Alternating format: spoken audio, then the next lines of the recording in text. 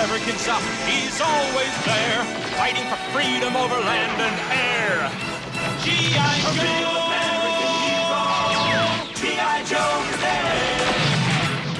G.I. Joe is the code name for America's daring, highly trained Special Mission Force. Its purpose? To defend human freedom against Cobra, a ruthless terrorist organization determined to rule the world. He never gives up, he'll stay till the fight's won. G.I. Joe will dare. G.I. Joe! Good morning, everybody. Mac here. Welcome to Saturday Morning Cartoons, and what we have is another G.I. Joe Classified. And yes, I know the G.I. Joes have been dominating our Saturday mornings, but this is really the line I am really excited about, so it's just going to happen. I don't know what else to tell you. Our packaging is what we've come to expect from G.I. Joe Classified. We have this odd-shaped window right here, the name, title, designation down here at the bottom, some artwork on the side that pivots around to, some artwork down here in the corner that pivots around to the side. We have Zartan right here, some original artwork, and then Zartan again with his mask on. On the back, we have that image that we've seen multiple times so far, and on the side, we have these symbols. And by the way, yes, I know this is supposed to be the new file card, and you can look these up online, but I'm sorry, that's stupid. I hate that. That's really annoying to me. Up top, though, we have a new symbol. Instead of Cobra, instead of G.I. Joe, we have the Dreadnoks. I'm real happy about that. On the bottom, legalese, barcode, nothing to look at there. Warning, choking hazards. And you can kind of see, and we'll see it once we pull it out, that there's a Dreadnok symbol. You can see that behind Zartan in the box. He has a lot of accessories, it looks like. So let's stop talking, let's get this open, and we will take a look at G.I. Joe Classified Zartan. Okay, friends, here he is, out of the box, Zartan, and oh man, do I love this guy. And I don't just mean I love the figure, because I do love the figure. I'm a big fan of the figure, I'm a big fan of his look. I just really love Zartan as a character. What they did with him in the Marvel Comics was fantastic. He was integral to the storyline between Storm Shadow and Snake Eyes. He knew Cobra Commander before Cobra Commander was Cobra Commander. He lived in the swamp. He was the leader of a motorcycle club. What they did with him was fantastic, and I was always a fan of Zartan, even before I knew what his backstory was going to be. He has such a unique look, and I just really love the idea of this character, this master of disguise, this spy, this assassin, not really a member of Cobra, more like a mercenary, actually more like a guy that did a favor for Cobra Commander on occasion. Maybe the closest thing that the commander had to a friend. It was really good. It was really good what they did with him. But I'm rambling now, so let's just get on with the figure, because the figure definitely does justice to the character. Once again, like I said with Destro, and like I said with, I can't remember the other figure, but this is a really good representation of that 3 3/4 figure all grown up. This is a more modern version of that 3 3/4 figure. It doesn't stray too far from the classic look of Zartan. Now, before we get into the articulation, oh, wait, the tape measure, that's right. Let's put the tape measure to him. We'll see how he comes in. He should be about on par with the rest of the figures. And at the top of his cowl, you can see he's about 6.5 inches. So the top of his head, hold on, let's just take this off. That pops right off. The top of Zartan's dome is about 6.5 to the top of his head as well. So 6.5 inches tall, on par with the rest of the classified figures. And now, before we go further to the articulation, let's talk about this cowl and scarf combination he has going on here. I really like the look of this. I really like what they did with this. They did a really great job of sculpting it, of making it look natural, of making it look like it's actually flowing on him. Look at the way that it just conforms to his armor. Let's bring it up. Let's raise this a little. Just look at the way that it conforms to his armor, to his shoulders, and even the way the cowl and the scarf fit together, because these both pop off very easily. As a matter of fact, the scarf for me pops off a little too easily. That you see it's not connected in the back there, that it just slips around his neck. I would have rather they made something that connected at the rear, and you would have had to have maybe popped the head off to take it off entirely. I just have a bad feeling that that's going to get loose eventually as I keep playing with it. But the cow piece is actually really well engineered, because let me see if I can focus in on that up in there. That, I don't know if you can tell, but the insides of the cow are beveled a little, so that when you put it on his head, it kind of grips the headpiece of Zartan and stays in position more or less whenever you put it on him. Now, it doesn't like click on. It's not like you're going to put it on, it's going to go click and it's going to pop on, but it does stay really well in place. The only downside to it is, now talking about the articulation, is that when you try to turn his head, if you move it anywhere out of that forward position, it doesn't exactly lay naturally. I mean, it's passable. It's definitely passable, but it doesn't exactly lay naturally on his head. And if you try and put keep the scarf down, that makes the cow kind of fishbowl a little if you try and keep the scarf forward. So the whole thing as a unit pretty much has to shift, has to turn. And that's not really a problem. Like I said, it just doesn't look very natural. So let's pop this off. Let's take the scarf off. And now we'll talk about the articulation for our boy here. Because as with any of the classifieds, I think you're going to see that it has a lot of the same articulation, with the head doing a full 360. He can look up. He can look down. Not a whole lot of... I don't know, actually, he does have some decent amount of tilt to him. His shoulder pads here are soft rubber, and they're connected to his chest piece, so that they won't get in the way when you want to put his arms up. Oh, this one can go higher. They're a little tight, the detents. That one doesn't want to go any higher than that. But they don't get in the way if you try to put his arms up. He has a bicep swivel. Does a full 360 on the shoulder. Elbows double jointed. Let's do this. Elbows double jointed. You can get some good travel out of them. Wrists swivel. Both wrists pivot up and down, because both hands are weapon wielding hands. I like that. You can see he has a ab crunch right here in the middle, really far down, really far back. Doesn't really have as much of a looseness to him like Storm Shadow did. And a waist twist. No real ball joint. He has a little bit of rock from side to side, but not a whole lot. A little bit of a ball joint in there. Side to side, not too much. Front to back, a little bit better, but you can see if you move him back, he starts to gape a little bit. Legs come out to the side. Forward. Back. Double jointed knees that, despite being bulky, you get some really decent travel out of them. Thigh swivel, which is hidden by this armor. I really like this, because he has a strap here for this armor plate, and then he has the armor plate that pivots, so it really hides the thigh swivel there. Same with the boot cut. He has these big kickers right here, and he has these armor plates up front that, with the boot cut, top of the boot and the armor plate also hides that. Ankle goes back, ankle goes forward, not so much, and then front facing pin for ankle pivot. And so that is Zartan. He has pretty much all of the articulation we have come to expect out of G.I. Joe. And I know I sound like a broken record. I say that every time we take a look at one of these figures. Now let's put his accoutrements back on him. Make yourself presentable there, Zartan. And we will take a look at his accessories, the hands. He only comes with one pair of hands. Both of these hands, his trigger finger hands. And that is because he comes with two weapons. First thing that he comes with is this knife right here, which is really cool. This Bowie-style knife serrated on the back. And it has a sheath right here where it can live. Right there on the back. And then he also has...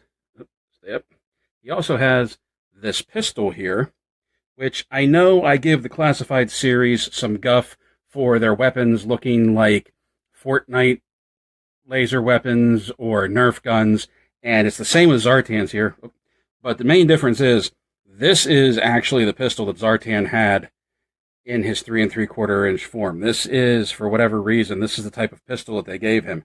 Every once in a while, they gave the Joes and the Cobras some future style weapons, and I'm not really sure why they dove into that, but this is what they gave Zartan.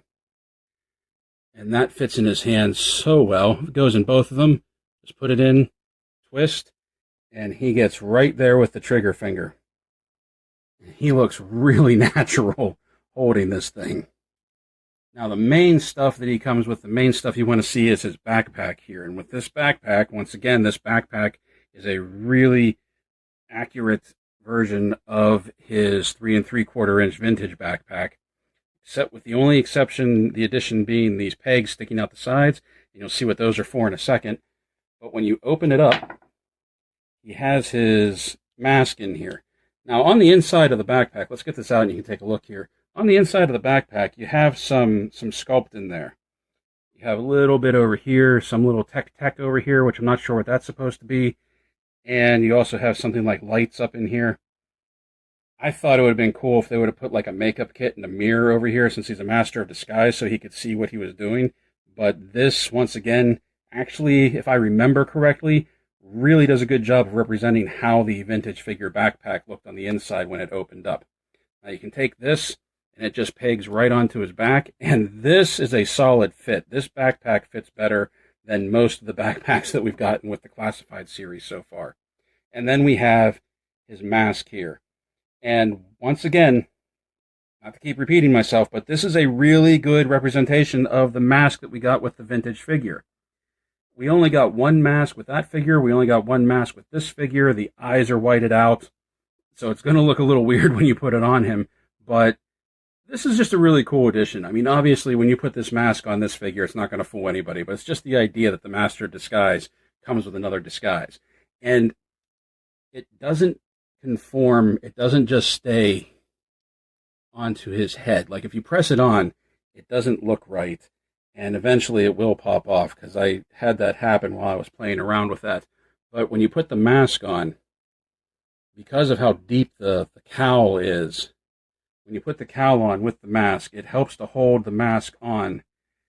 And it doesn't look, other than the eyes, it doesn't look horrible. Like, that's the funny thing. Because it's all plastic, obviously, but, like, if it actually had normal eyes, it would be passable that that is his face. Even though there's no mistaking that the rest of him is Zartan. Now, something else that he comes with, there are two more things that he has here. And he has these totems. A monkey's paw and a cobra head, or a snake head. And they have pegs on them that you can peg them into his backpack here. Oops, that fell off. You can peg them into his backpack like so. Right there. Or, if you look here, he has these holes on that side, but he has these holes on his belt. You can take these totems and actually hang them off his belt if you would want to.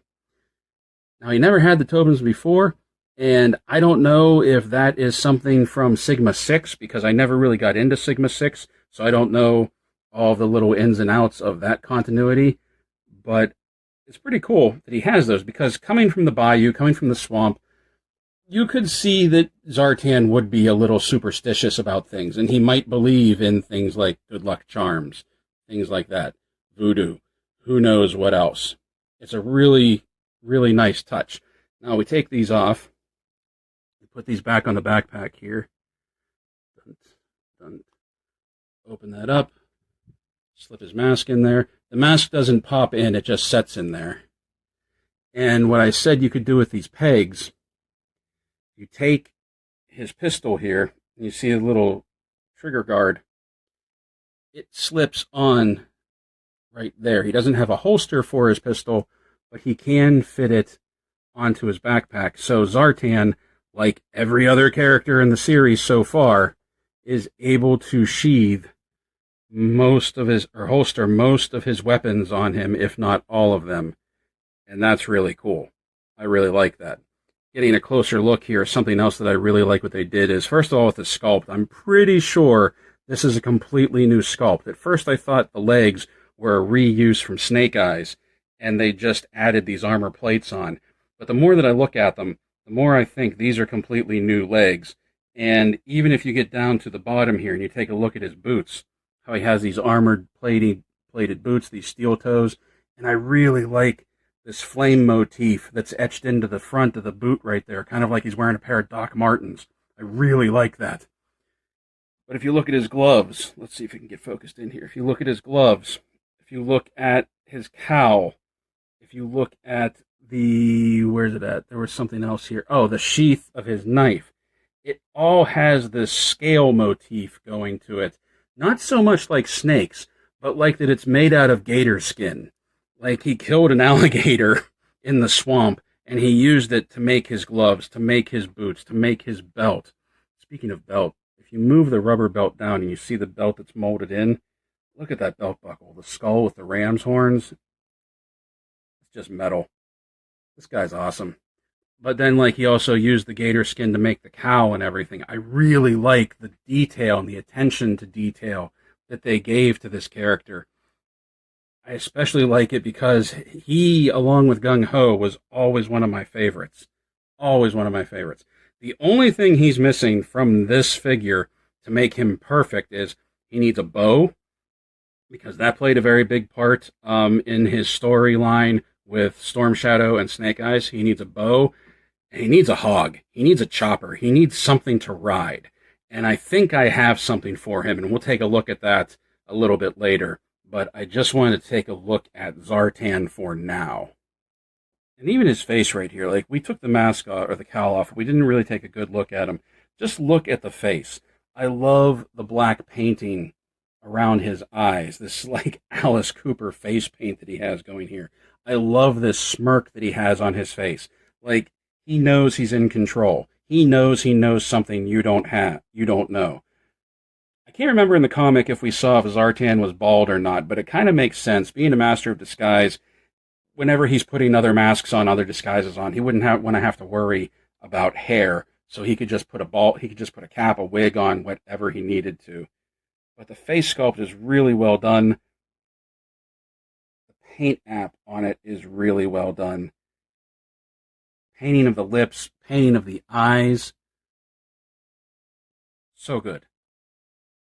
So here we have Zartan, and I really love this figure. And I'm really glad we got this figure. And I'm really glad they rolled him out early, and I'm really glad he wasn't a Cobra Island exclusive like I was worried he was going to be. Zartan is easily in my top 3 of the Cobra figures, and probably my top 5 of Joe figures, period. Like I said, other than a bow and a motorcycle, this is a complete figure. This is everything we need for Zartan. And something else I wanted to show you, that the back of his box has this Dreadnoks logo on it right here. And the Dreadnoks, like I said, was the motorcycle gang that he led. And I love their symbol right there. So the fact that he's getting his own symbol leads me to believe that there's going to be more Dreadnoks coming out. That at least maybe we'll get his brother and his sister, maybe Ripper, maybe Buzzsaw, Torch, the first 3 Dreadnoks. Who knows? Who knows what we're going to get down the line? Who knows what we're going to get in the future? Just hopefully this line will do well. Hasbro will see that there's interest in it, and it'll keep going from there. So until we take a look at another one of those figures, play well, everyone. Stay safe, stay healthy, and as always, thank you for watching. He never gives up, he'll stay till the fight's won. G.I. Joe will dare. G.I. Joe!